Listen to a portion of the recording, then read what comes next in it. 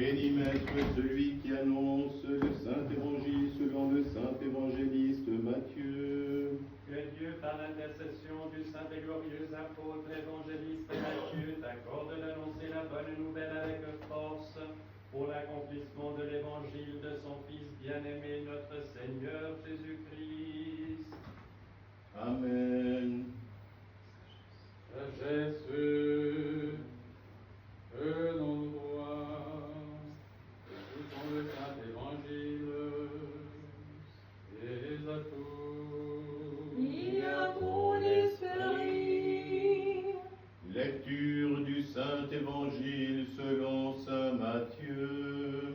Gloire à toi, Seigneur, gloire à toi. En ce temps-là, Jésus prit avec lui Pierre, Jacques et Jean son frère, et les conduisit à l'écart sur une montagne élevée. Et il fut transfiguré devant eux, son visage resplendit comme le soleil, et ses vêtements devinrent éblouissants de clarté. Et voici que leur apparurent Moïse et Élie, qui s'entretenaient avec lui. Prenant la parole, Pierre dit alors à Jésus, « Seigneur, il est heureux que nous soyons ici. Si tu veux, nous dresserons ici 3 tentes, une pour toi, une pour Moïse et une pour Élie. » Comme il parlait encore, voici qu'une nuée lumineuse les prit sous son ombre, et voici qu'une voix disait de la nuée, « Celui-ci est mon Fils bien-aimé, en lui j'ai mis toute mon affection, écoutez-le. » À ces mots, les disciples tombèrent la face contre terre et furent saisis d'une grande frayeur. Mais Jésus, s'approchant, les toucha et leur dit, « Levez-vous, ne soyez pas effrayés. » Levant les yeux, ils ne virent personne d'autre que Jésus seul. Quand ils descendirent de la montagne, Jésus leur fit cette recommandation, « Ne parlez à personne de cette vision, avant que le Fils de l'homme ne ressuscite d'entre les morts. » Gloire à toi, Seigneur, gloire à toi. Et à toi qui annonces la bonne nouvelle.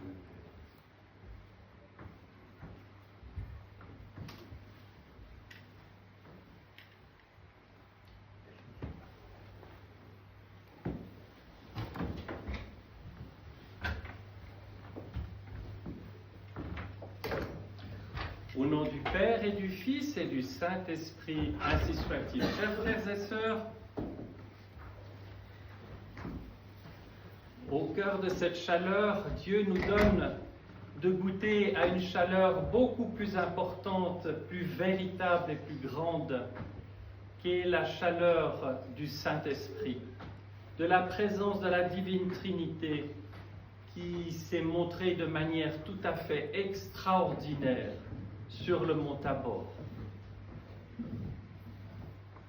Nous voyons que le Seigneur est miséricordieux envers tous. Bon comme mauvais, le Seigneur est le même, toujours. Il connaît les faiblesses de chacun. Il connaît les difficultés, les souffrances que nous avons à vivre, les épreuves à traverser. Il est toujours là, toujours le même, toujours égal à lui-même, toujours prêt à nous secourir. Le problème est que nous sommes la plupart du temps sourds, aveugles, incapables de sentir sa présence. Et l'être humain en déduit simplement que Dieu n'est pas là, que Dieu l'a abandonné, que Dieu n'existe pas. Et ce que nous apprenons lorsque le Seigneur, lorsque nous nous approchons de lui, lorsque le Seigneur nous donne cette grâce de le rencontrer, c'est que la clé de lecture et le sens de la vie humaine nous est donné, nous est révélé. Et l'ordre des choses est remis à sa place, si on veut. Il est toujours là, sauf pour nous qui le percevons si bas. Et nous prenons conscience qu'un tel amour, tellement grand, qui a voulu que Dieu se fît homme, qu'il souffrit sa passion, qu'il mourut et qu'il ressuscita, n'est possible que si c'est un amour au-delà de toute expérience humaine, toute compréhension limitée, telle que cela peut être pour nous. Un amour si grand que Dieu s'est fait homme. Et voyez la tendresse de Dieu. Cet épisode de l'Évangile, de cette transfiguration du Christ sur le mont Tabor, arrive quand? Cela arrive après cette préparation qu'ont vécu les apôtres, cette préparation qu'ont vécu les foules innombrables qui sont venues l'écouter, se faire guérir, se faire soigner, spirituellement, psychiquement, physiquement. Ils ont vu d'abord un homme extraordinairement bon. Ils ont vu et ils ont expérimenté un grand thaumaturge. On l'appelle maître. Et à la fin de tout cela, il y a la transfiguration. Et les disciples choisis, Pierre, Jacques et Jean, voient le Seigneur tel qu'il est et tel qu'il est toujours. Le Christ n'est pas dans une forme humaine comme cela, de quelqu'un que l'on rencontre, et pas Dieu. Tout d'un coup, il se révèle comme Dieu et cela disparaît. Les yeux spirituels des disciples se dessillent à ce moment-là, comme les écailles qui tombent des yeux, comme si la cataracte qui nous afflige tous disparaissait durant quelque temps.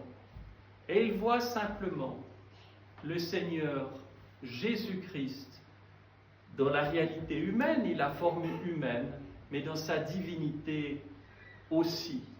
Et ils prennent conscience que Dieu a marché au milieu d'eux toujours. Il n'y a pas un avant et après, il est toujours le même. Et que celui qui a consolé, qui a pleuré sur ses amis sans doute, qui s'est réjoui avec eux de leur joie, qui les a guéris, qui les a ressuscités, c'était un homme certes, mais c'était Dieu lui-même. Dieu au milieu de nous. Et il y a un mystère d'amour extraordinaire qui nous est révélé. Dieu ne reste jamais extérieur à nous, loin de nous.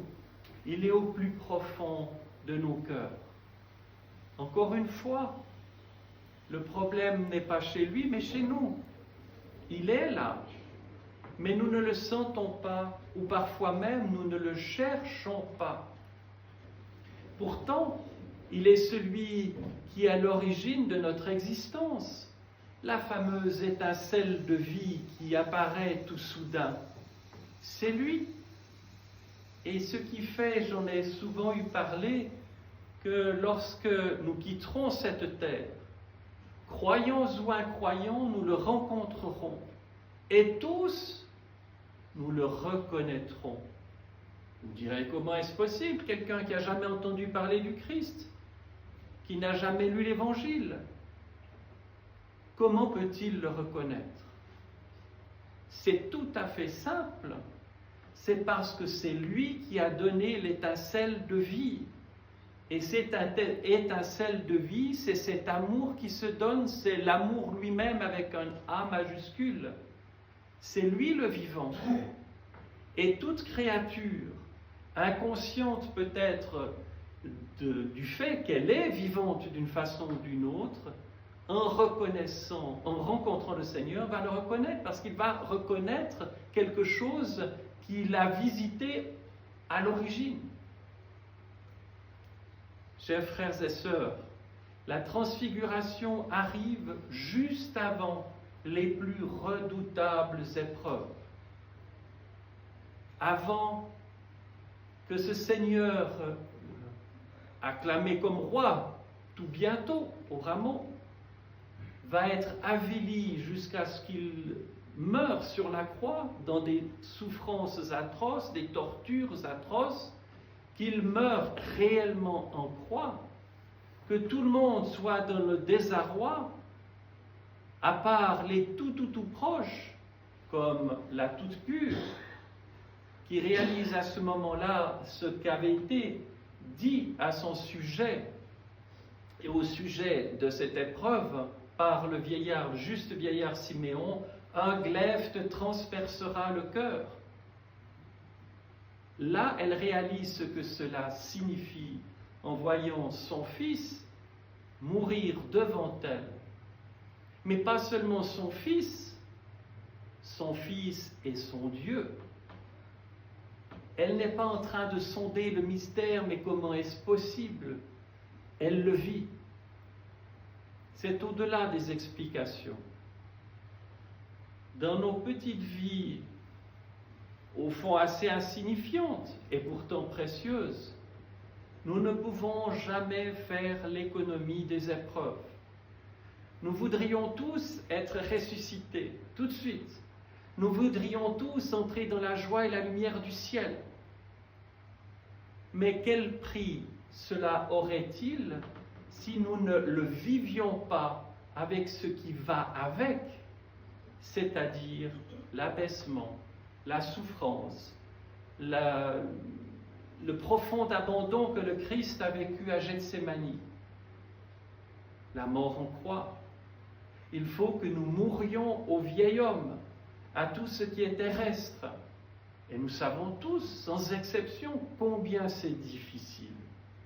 Il y a ces petites choses qui nous semblent anodines, auxquelles nous sommes attachés plus que tout, et qui pourtant sont absolument vaines. C'est pas ça qui nous sauvera. Ce qui nous sauve, c'est l'amour immense de Dieu. Et il faut s'attacher à ça et à ça seulement. En s'attachant à cela, cela crée une condition simple. Je dis bien simple, le cœur redevient simple et il est capable d'accueillir le Maître souverain. Et dans la transfiguration, il n'y a pas juste le Verbe Dieu qui apparaît dans toute sa gloire, il y a la toute sainte Trinité qui est là, la voix du Père. Et cette force, cette lumière, qui est le signe de la présence du Saint-Esprit. Regardons maintenant les trois apôtres. Nous avons l'icône à plusieurs endroits dans l'Église où nous voyons l'attitude des apôtres. Ils sont littéralement renversés, terrassés. Pourquoi? Parce qu'ils ne se sont pas préparés à cela. Ils sont des gens ordinaires. Certainement que le Seigneur les a choisis, eux, parce que de par ce qu'ils étaient ou de ce qu'ils auraient à vivre, à transmettre, il fallait que ces trois-là vivent cela. Ils ont vu la face de Dieu. Nous avons lu dans les parémies, c'est-à-dire les lectures de l'Ancien Testament, hier soir, ces manifestations où Dieu s'est montré. Nul ne peut voir ma face sinon mourir. Le Seigneur met dans le creux du rocher Moïse. Mais c'est Moïse quand même.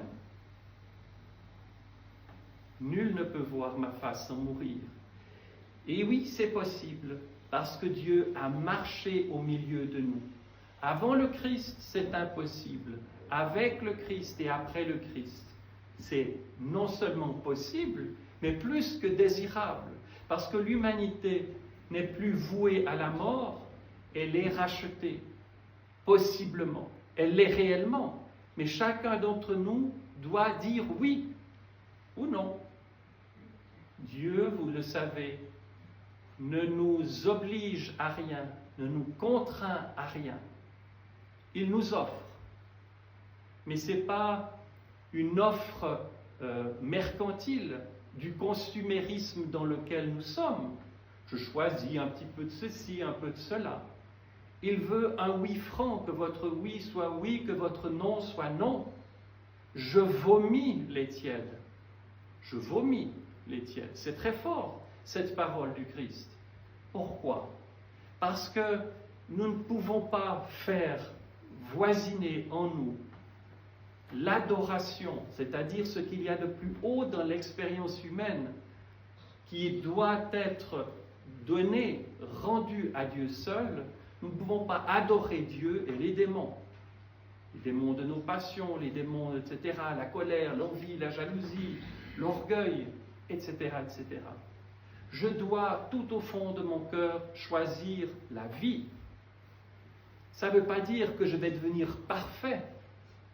Je vais entrer sur le chemin de la perfection et je laisserai le Seigneur en moi agir pour que étape après étape, expérience après expérience, eh bien, mon oui reste entier, mon oui soit vérifié, mon oui soit un oui constant.